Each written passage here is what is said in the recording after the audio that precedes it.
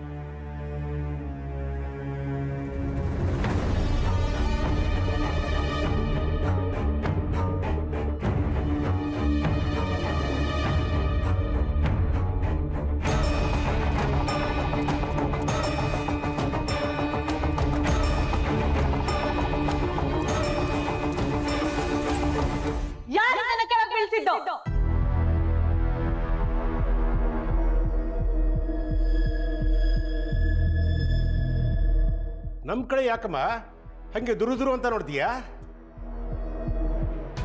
Photo ಹೇಗೆ ಕೆಳಗ್ ಬಿತ್ತು? ಹೇಯ್, ಅವ್ರನ್ನ ಕೇಳಿದ್ರೆ ಅವ್ರಿಗೆ ಹೆಂಗೆ ಗೊತ್ತಿರುತ್ತೆ? ನಿಮ್ಮನ್ನು ಸೇರ್ಸ ಕೇಳ್ತಾ ಇರೋದು. ಎಕ್ಸ್ಕ್ಯೂಸ್ ಮೀ, ಫೋಟೋ ರೆಸ್ಪಾನ್ಸಿಬಿಲಿಟಿನ ನಾವು ತಗೊಂಡಿರ್ಲಿಲ್ಲ, ನೀನ್ ತಾನೇ ನೋಡ್ಕೋಬೇಕು.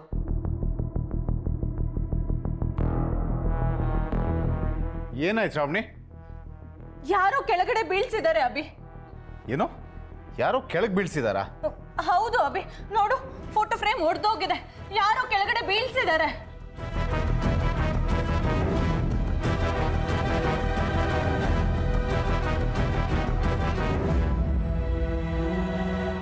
ಹಾಗೆ ಯಾಕೆ ಅನ್ಕೊಂತೆ? ಸರಿಯಾಗಿ ಮಳೆ ಹೊಡೆದಿಲ್ಲ ಅನ್ಸುತ್ತೆ, ಅದಕ್ಕೆ ಕೆಳಗಡೆ ಬಿದ್ದಿದ್ದೆ. ಅದನ್ನ ನೀನು ಬೇರೆಯವ್ರ ಮೇಲೆ ಹಾಕೋದು ಸರಿ ಇರಲ್ಲ.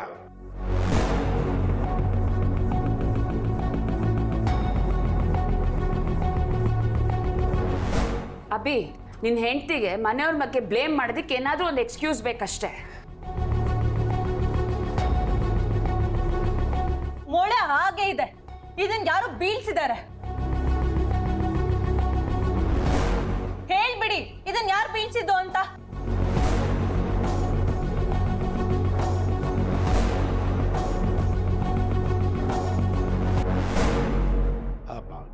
ಗಾಳಿ ಗಿಳಿಯಿಂದ ಬಿದ್ದಿರ್ಬೋದೇನಪ್ಪ? ಅಲ್ಲ, ಜಸ್ಟ್ ಗೆಸ್ ಮಾಡಿದೆ ಅಷ್ಟೇ. ಅದನ್ನ ಬಿಟ್ರೆ ನನಗೇನು ಗೊತ್ತಿಲ್ಲಪ್ಪ. ಹೌದಾ? ನಿಜವಾಗ್ಲೂ ಗಾಳಿ ಬೀಸ ಬಿದ್ದಿದ್ದ ಅಥವಾ ಯಾರಾದ್ರೂ ಬೀಳ್ಸಿದ್ದ?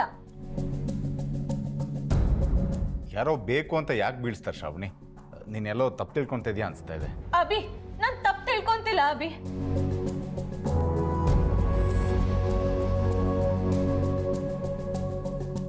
ಶ್ರಾವಣಿ, ಕಲ್ಯಾಣ ಅವ್ರು ಹೇಳಿದಾಗೆ ಬಹುಶಃ ಗಾಳಿಗೆ ಬಿದ್ದಿರ್ಬೋದು. ಇನ್ನೊಂದು ಫ್ರೇಮ್ ಹಾಕಿ ತಗೊಂಬಂದು ಇಟ್ಟರಾಯ್ತು ಬಿಡು.